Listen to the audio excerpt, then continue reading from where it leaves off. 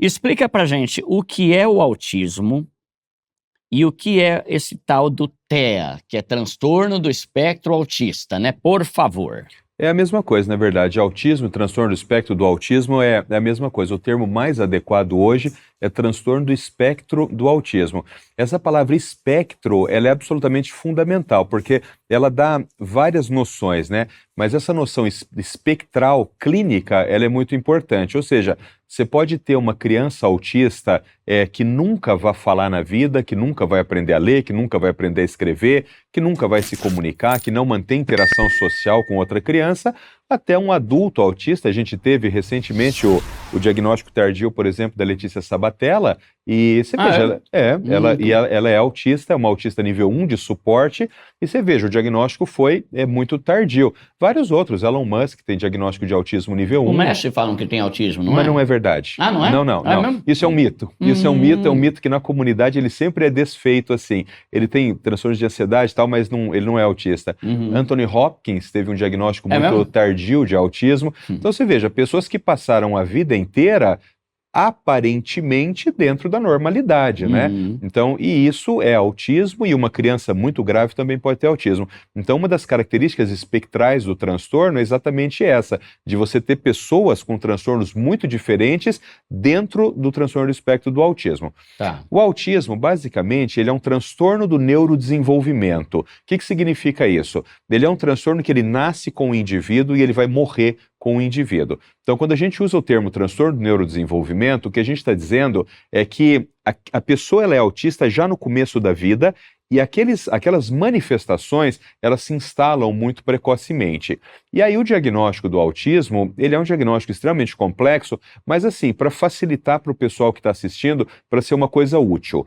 Mais de 97% dos diagnósticos de autismo em criança pequena, abaixo de 2, 3 anos da idade, a mãe levou a criança para avaliação com o médico não pensando em autismo, ela levou por atraso da fala.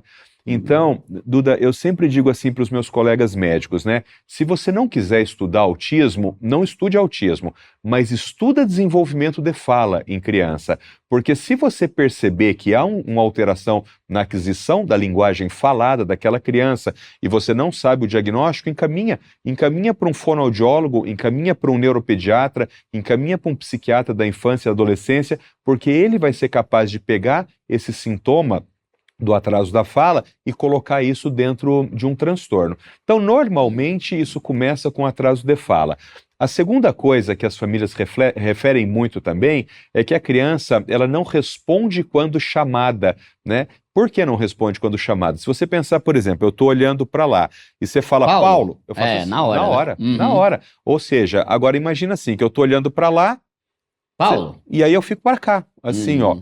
Por quê? Porque eu tenho alienação do comportamento, ou seja, o meu comportamento ele não está sofrendo controle do seu comportamento vocal. Então, quando você fala Paulo e eu faço assim, o que está acontecendo? O teu comportamento vocal, a tua fala, está controlando o meu comportamento social. E aí eu faço assim, olho no teu olho, e quando eu olho no teu olho, eu não preciso fazer assim, ó, quer ver? Fala, Paulo. Paulo. Você me chamou? O que você quer de mim? Não, eu faço assim, ó, chama. Paulo. Eu faço assim, e no que eu olhei para você, eu passei o turno para ti. Tô aqui, né? Isso, assim, diga. ó, pronto. E aí você fala assim, cara, você pode pegar aquele negócio ali para mim?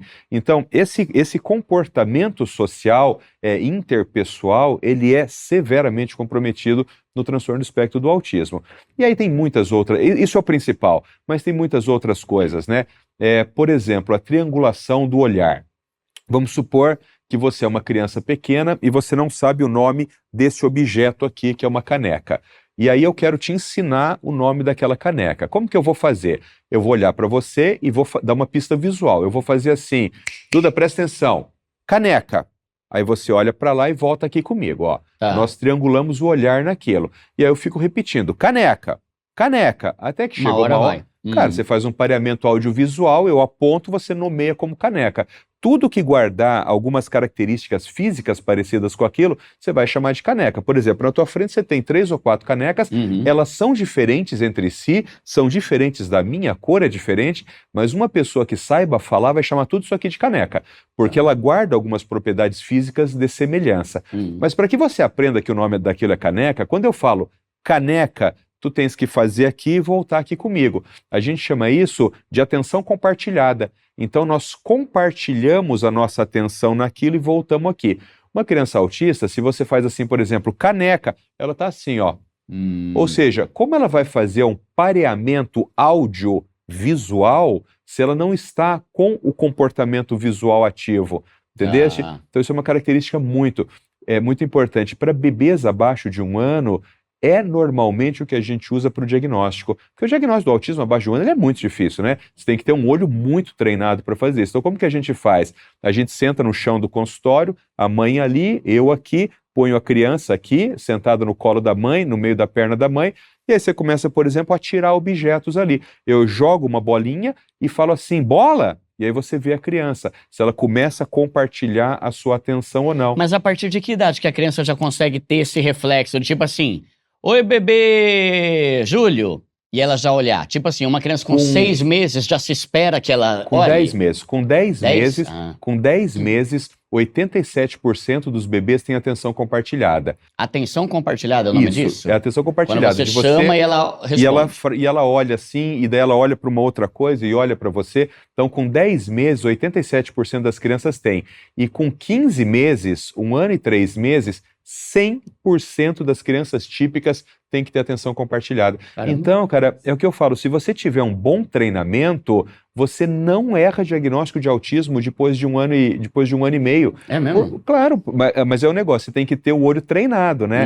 Se você pensar, por exemplo, quem que é o médico que cuida das crianças no dia a dia? É o pediatra.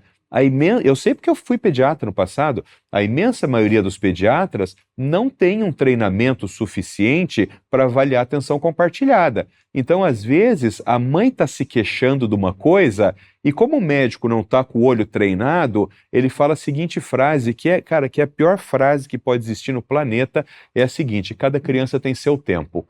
Todo congresso que eu vou, eu bato duro nessa frase, porque é uma frase que todo mundo, médico usa, terapeuta usa, e ela não existe. É mesmo? Não, porque você veja, é óbvio que cada criança tem seu tempo, mas também cada pessoa tem seu peso, cada pessoa tem sua altura, cada pessoa tem sua cor, cada pessoa tem tudo que é seu. A questão não é essa. A questão é se aquilo que é seu é normal ou não é normal.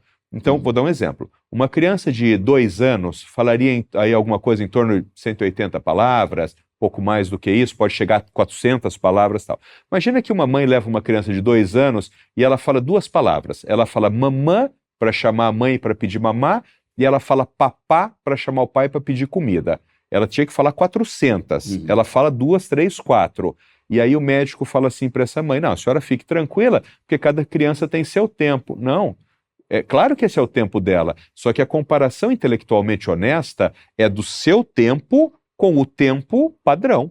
Então, se uma criança típica fala, por exemplo, naquela idade, 380 palavras, e o seu filho fala 4 palavras, você tem um enorme atraso do desenvolvimento da fala. Essa criança, independente do diagnóstico também, se é autismo, deficiência intelectual, não importa, ela tem que começar uma reabilitação muito precoce. Isso é uma outra dica para o público, viu?